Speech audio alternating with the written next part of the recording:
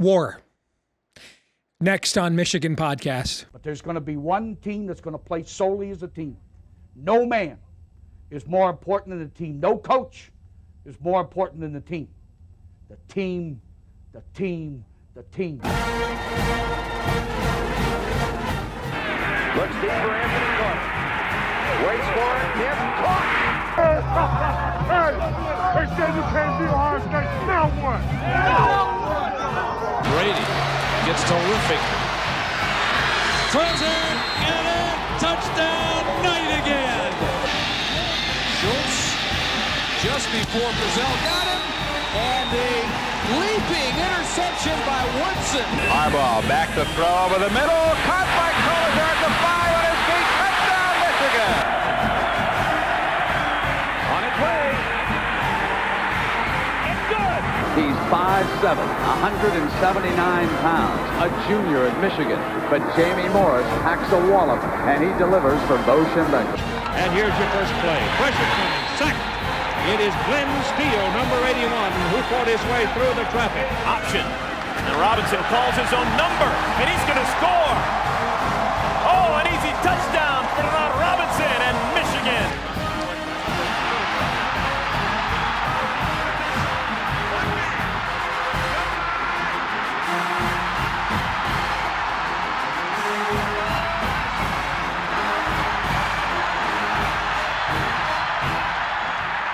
We're going to win it. We're going to win the championship again because we're going to play as a team.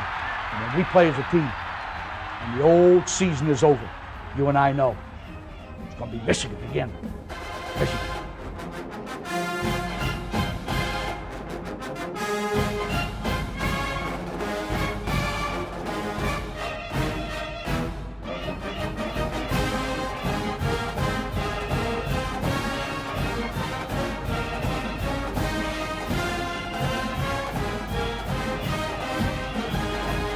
Greetings, Go Blue. I'm Steve Deace. Welcome to Michigan Podcast. And next segment, we'll actually talk some football. But first, we're going to talk war. And before I get into why it's war, I just want to make sure everyone understands why and how we are here. From the start, this was all a psyop. The goal of a psyop is to create such pressure as to demand a drastic action without the normal process for doing so. Think, you don't want to kill grandma, do you? So we must cancel all of life with no evidence or data showing that it would even work. And spoiler alert, if you don't remember living through that 3-year period, it didn't. Okay, it didn't work.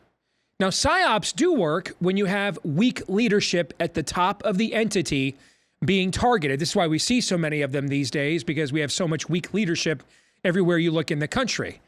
However, this time, Michigan didn't buckle as assumed, and frankly would have under Mark Schlissel. If Mark Schlissel were president of the university, I wouldn't have gone and saw a football game against Purdue Saturday. There'd be rainbow struggle sessions at the Big House, and the season would have been canceled instead. So that didn't work with Santa Ono and a new administration. So the pressure was put on a weak rookie commissioner of the Big Ten instead. And we learned on Friday from multiple sources that he is buckling and wants to suspend Michigan without even an investigation. But see, here's the problem. Michigan, perhaps his most powerful brand, is demanding due process. And now he has another problem. Connor Stalions, the person of interest, has spoken. He put out a statement on Friday night where he clearly said there was no one to blame for this but himself. We've had 2 weeks of leaks. Not a single piece of evidence has been presented that anybody other than Connor Stalions was involved in this non-controversy. So the commish came here on Friday looking for Michigan to provide him the Pontius Pilate basin to wash his hands of the matter, saying, hey, maybe I can hold back the mob if you give me something. We'll suspend Coach Harbaugh for a couple of days, or a couple of games, rather. No guarantee that will work, but maybe it will, and that'll satiate him. That you're giving me something to work with. Very Pontius Pilate here. The difference is Michigan said, yet we're not going to comply with anything. without due process. So now Commissioner Petitti has a fight. And this has become a game of chicken. As it was said in The Hunt for Red October, the hardest part of playing chicken is knowing when to blink. Petitti likely feels he has to go with the flow here. But that will likely flow right into a Washtenaw County court with an injunction filed against him in the Big Ten. And even if Michigan doesn't want to battle the league at that level, I think we all know Jimmy would, as the Nebraska players who sued the league over canceling the season did themselves. And there's no way Michigan would stop Jimmy from returning to the sidelines like freaking Douglas MacArthur with an injunction in hand.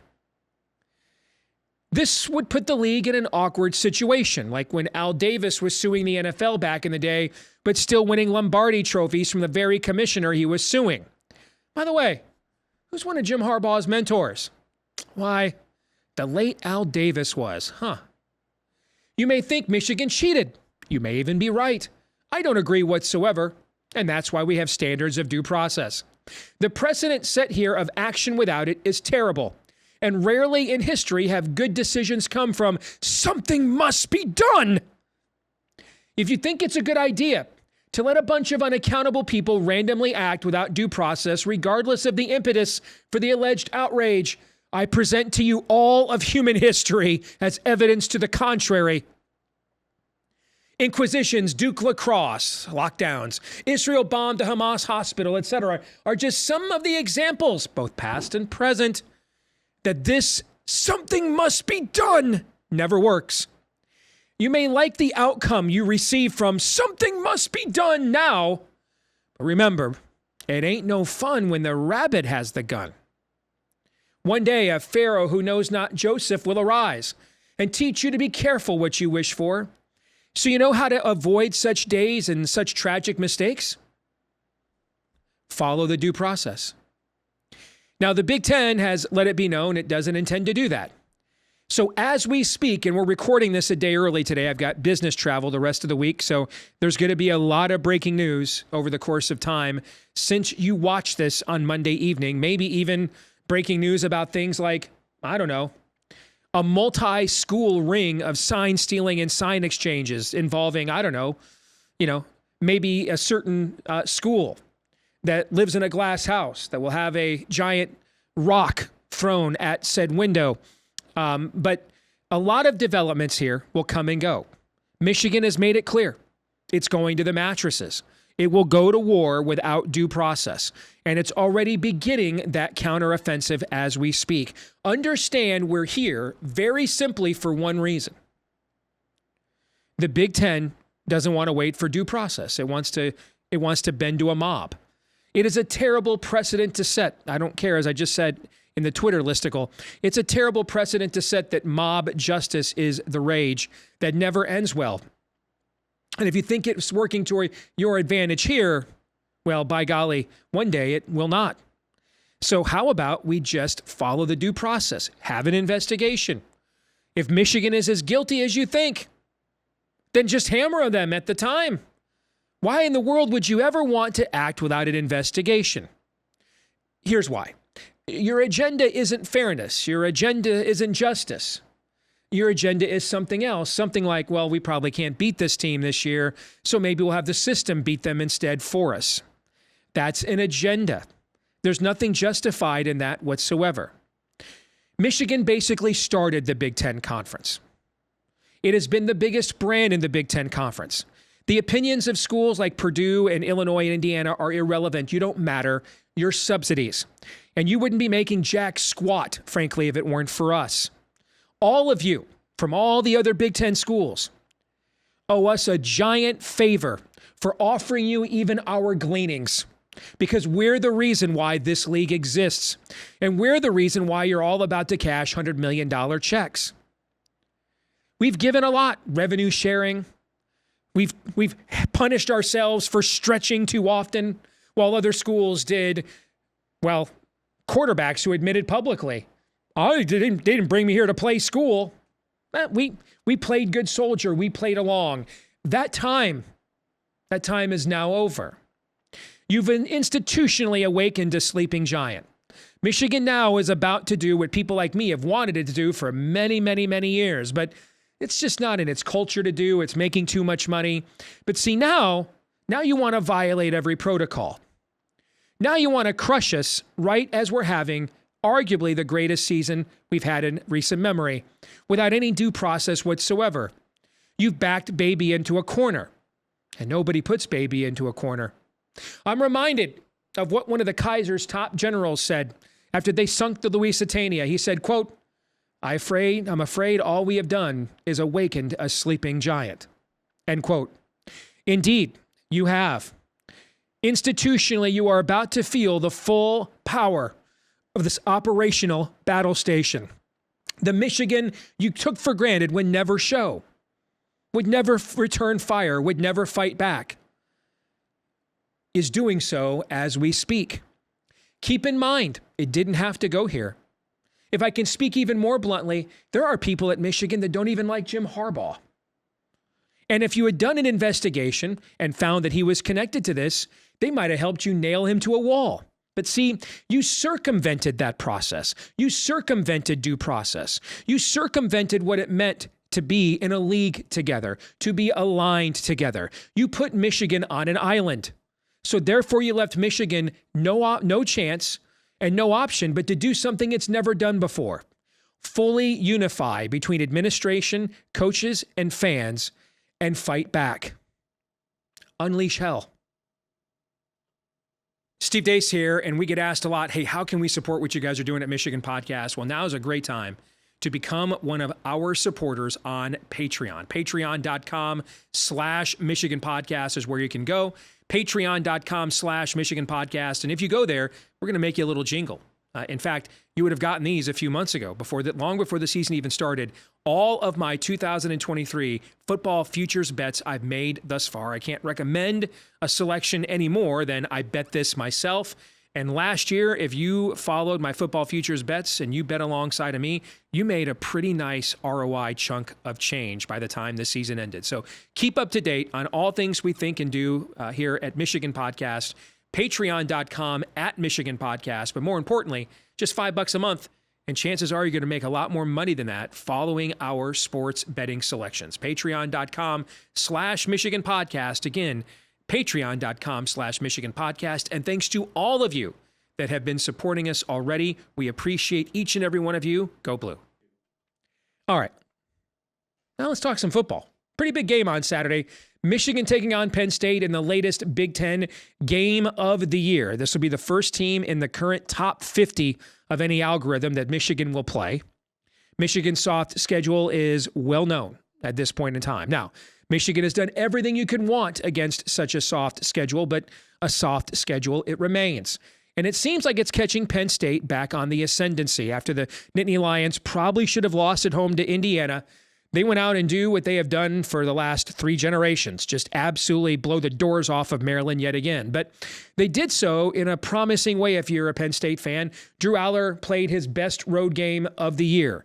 Maryland, whose offensive line has just imploded and thus has their season, Maryland held to minus 49 yards rushing.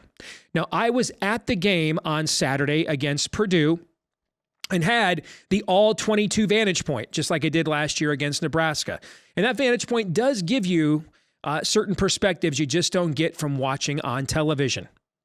Number one, I got a great view of all of Purdue's signals. In fact, I posted several of them on Twitter, but that's not important now. The other thing that is important, Michigan's offensive line is not what it was the last couple of years. And we've been waiting and waiting and waiting for this running game to turn out and to have a dominant performance, and it just hasn't done so all year long. And I think at this point in time, after 9 weeks as a team, doesn't mean you still can't improve here or there, but fundamentally you are what you are. I mean, we're 80% of the way through the season now. So you are what you are. This is not the same running team that it was a year ago. Both tackles, Carson Barnhart and Henderson, both played poorly. Henderson pretty much gives up a jailbreak every week, it seems, even in weeks that he plays well. But Carson Barnhart might have played one of his worst games in a Michigan uniform from what I saw. There was not a lot of movement there. Now, there were a lot of bare fronts played by Purdue, a lot of 5-man fronts, plus guys walking down into the box. They played one single high safety most of the game. So there wasn't a lot of running room there, but it's pretty clear that for Michigan to run the ball downhill, which I think is how you beat Penn State. Penn State's weakness, as we showed last year, is lining up and running the ball right at them downhill. Physically, they're great. They're tremendously athletic, but they physically still struggle at the point of the attack when you challenge them on that physical level. I don't know that we can do that this year unless we run JJ and we present that option so that the guy crashing into the box has to hesitate and honor the quarterback run, which of course opens JJ up to more physical contact. And I thought he was hit way too much against Purdue. 3 sacks, but he was under pressure several other times. It just really wasn't a very good game by Michigan's offensive line. It's not as good of a line as it was the last 2 years when it won the Joe Moore Award. Now let's keep that in perspective. This is probably still at the low end, a top 20, 25 offensive line in college football here. It's just not the dominant unit we are accustomed to.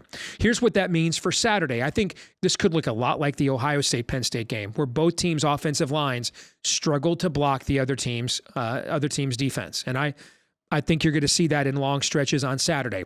The one difference here is you have a first-round draft pick at quarterback in J.J. McCarthy, where Ohio State right now doesn't. Maybe Kyle McCord will get there, but he's not that player right now.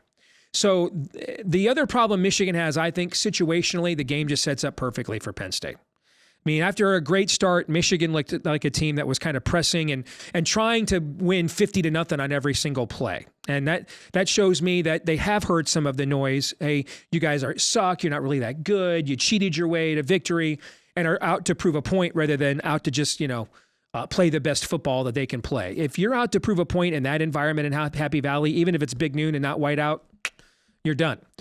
First down efficiency was terrible for Michigan, leading to way too many 3rd and longs. You face a bunch of 3rd and longs against Penn State in that environment, you're done. Okay. So those are things I think Michigan's got to fundamentally fix before this game. But for Penn State, they know this is their entire season. If they lose here, they're done. I mean, this is not a year where they wanted to go 10-2, losing to Michigan and Ohio State again and get to a New Year's Six bowl. This was about winning the Big Ten, getting to the college football playoff with everybody they had coming back and the insertion of this 5-star quarterback. So Michigan will absolutely get Penn State's best performance for sure. I do think that this has been more of a distraction than we think, and with more stories to come here this week, with Michigan now mounting a counteroffensive, I think that will continue to be a distraction. It could be a distraction when you don't know for sure right now. Your head coach is going to be on the sidelines come Saturday, depending on what happens with the Big Ten, and then how fast, if the Big Ten acts, can you get a temporary restraining order or an injunction against the league to put Jimmy back on the sidelines. That's a lot of unevenness. We took their manhood from them a year ago, nearly running for 400 yards. They've had this game circled. So situationally, Michigan has the better personnel. But situationally, this moment aligns with Penn State much more. And that's why I'm very, very concerned about this game. It's hard to win every week. Michigan's won 21 in a row against Big Ten competition. Think about it. Of all the great teams and coaches and players that have been here and a part of Michigan football, that's the most dominant streak against the league that Michigan has ever had. Hard to do that week in and week out. So I think this will be an absolute dogfight on Saturday. I think 24 points will likely win this game. I think both teams will struggle to block the other team. And then it comes down to whose quarterback avoids the big mistake and is able to make the big throw. I do think that heavily favors J.J. McCarthy here, but I wouldn't say that that's 100% of an equation or a proposition either. I expect this to be a dogfight and much closer to the game we played in Happy Valley 2 years ago than the all-time classic Judgment Day game from 1997. In fact, I'm pretty concerned about the game, actually. There were things I saw from Michigan in person, and I loved the environment, loved the new scoreboard. It was so much fun. But again, setting that aside and looking at the football team, there were things I'm concerned about where this team is at mentally heading into Saturday. And then if you can't just line up and run the ball downhill anymore against a quality opponent, that relies even more on J.J. McCarthy on the road in a very difficult environment. So we shall see. This week's Twitter poll results, we asked you, do you believe Jim Harbaugh, because apparently I can't spell, will coach the team at Penn State next Saturday? 76% of you said yes, 24% of you said no. I think those odds are about right, actually. So, 25% odds that Jimmy's not there aren't high, but they're nothing. They're not nothing either. So I think that vote is pretty close to accurate. That brings us to our feedback of the week from Football Scout 365, who in response to the poll says, if suspended indefinitely, Michigan has to file a suit. It will. If they suspend for 2 games, I'd still file it the same way to keep the Big Ten from overstepping. The goal is to allow the investigative process to play out. Absolutely agree wholeheartedly. Oh, let me deal with this too, because this will come up in the comment section here. Now, Steve, I thought you said you didn't care if Michigan did this. I don't. I haven't changed my position on that at all. In fact, this is all what Michigan is doing is largely a common practice in this sport, as you're going to learn more and more as this week commences, and may have already learned by the time this episode airs. I don't care. Don't misunderstand. I'm not like some of you. I'm actually able to think multiple things at once. So this has nothing to do with whether I'm morally repulsed by what Michigan is alleged to have done, even if it did everything. I'm not. I don't care if Jimmy went full Colonel Jessup and ordered the code Dan read himself. I don't care. Okay. I'm merely talking about the process. Okay. Laws, rules shouldn't be about opinions. They should be about facts. So, still no notice of allegations from the NCAA, not even for Burgergate, let alone this. When was the last time you saw somebody given punishment without an arrest, without an arraignment? We sentence without an arrest and an arraignment? That's not how we do things. That's certainly not how we do things if we're in league together. Just have your investigation. And if you're right, put it on the table, let that evidence be cross-examined, and if a guilty verdict is produced, you can hammer Jim Harbaugh as much as you want. But why not have an investigation? What would be the reasons you would not want to wait for an investigation? I'll answer that for you. They're all bad. That'll do it for this week's episode of Michigan Podcast. Don't forget to like, rate, subscribe, 5-star review, follow, share, etc. Help us to find more Michigan fans just like you, and thanks to all of you who have done those things to help us to find more Michigan fans just like you. Keep up on what we think all things maize and blue in between episodes at Michigan Podcast on X or Twitter, whatever you decide to call it these days. At Michigan Podcast is still the name of the account. Until the next time, go blue, big game this weekend. We'll see you then. I'm Steve Deace.